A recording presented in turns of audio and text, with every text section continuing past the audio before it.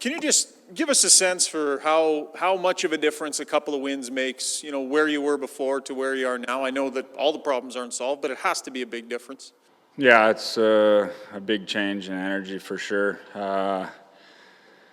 When you lose that many games, it's tough.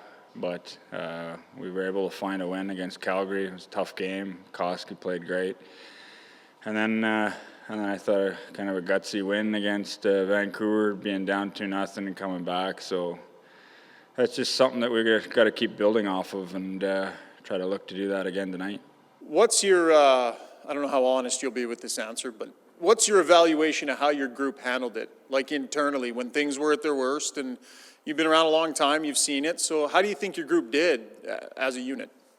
In terms of what? Just like staying together, yeah. Getting through the tough times together, and yeah, for sure. I mean, I think you look back, and I think it was good.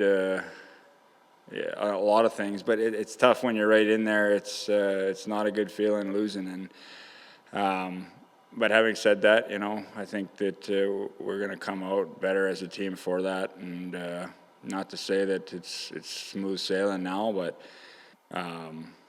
we just want to keep getting better one game at a time, and last two have been good for that. So we'll just gotta just take it one step at a time, and keep trying to climb back out of it. Duncan, the good news is that your last 3 wins have all come when you're down 2-0. You've managed to come back. Unfortunately, it's 10 straight you've given up the first goal, and only 4 times in 29 games have you scored first. It's obviously not the recipe for success. I don't think you've ever experienced anything like that. I've looked up your numbers in Chicago. Very few teams have. Can you pinpoint, because there's lots of different reasons why you're giving up the first goal from game to game. So it's not like you can say, hey, we got to be ready to play, because sometimes you're out shooting the teams you're not scoring. But it is a big problem when it's 30 games. How do you reverse that trend? I think it's just a matter of trying to find ways to score more 5-on-5. It's not making it easier on ourselves when we give up the first one often. So I know it's been talked about, but it is kind of what it is now, and it's just a matter of, I think, we've done a good job of trying to handle the momentum shift when we get down a goal or two, but it's definitely, like I said, not making it easier on ourselves. And if we can create a little bit more 5-on-5 and bury our chances when we get them, we're getting some good chances.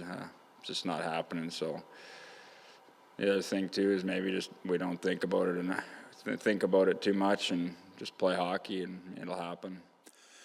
On a personal note, the last 2 months here in Edmonton, all your numbers individually, despite the team losing, have been very good. If you look at goals for, goals against, shots, all that stuff. Do you feel more comfortable? Did it take some time coming to, first time for you ever going to a new team? Was there a little bit of a transition for you, and do you feel more comfortable as you look on the ice?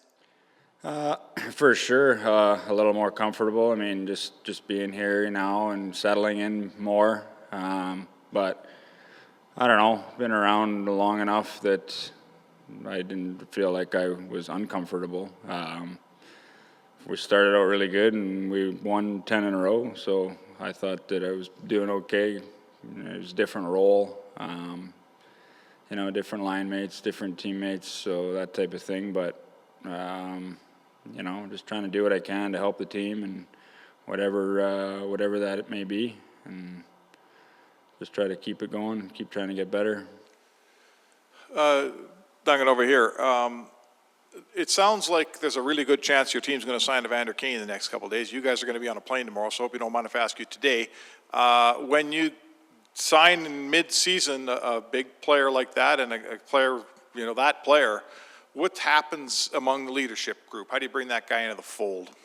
Well, I don't know if that's a done deal or anything, so it's tough to really comment too much on that, because I really don't know what's happening. But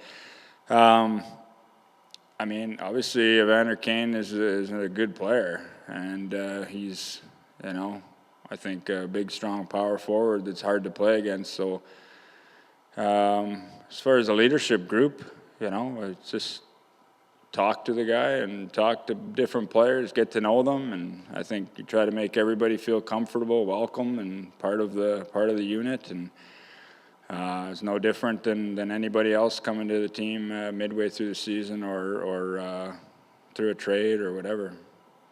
This is, usually players say, they like the fact that their GM's out there trying to, work for them, make them better, right? This is a player coming in that's not costing your team anything, and by all accounts is a pretty good left winger. Do you feel like this is a sign from management that, they're looking to get something done here? Well, I mean, anytime you add a player like that, I mean, good player, you'd be excited about that if that's going to happen. So, yeah, I just we'd be happy to have him as players and excited to have him join the group and help us out.